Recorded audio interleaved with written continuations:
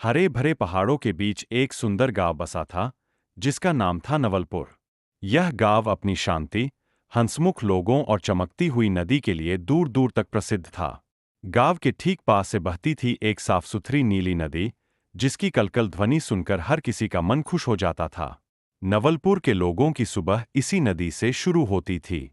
बच्चे नदी के किनारे खेलते, महिलाएं वहीं कपड़े धोती और किसान वहीं से अपने खेतों के लिए पानी भरते। इस गांव में रहता था एक 12 साल का लड़का आरव, जिसे नदी और प्रकृति से बहुत प्यार था। एक दिन आरव सुबह सुबह नदी किनारे पहुंचा। धूप अभी निकली नहीं थी और हवा बड़ी ठंडी थी। उसने देखा कि पानी में कुछ चमक रहा है। पास जाकर देखा तो एक छोटा सा चांदी जैसा मछली तावीज पड़ा था। तावीज पर अजीब सी आकृतियां बनी। आरव उसे लेकर गांव के बुजुर्ग दादाजी हरिराम के पास गया। उन्होंने तावीज देखकर कहा, यह हमारे गांव की बहुत पुरानी निशानी है।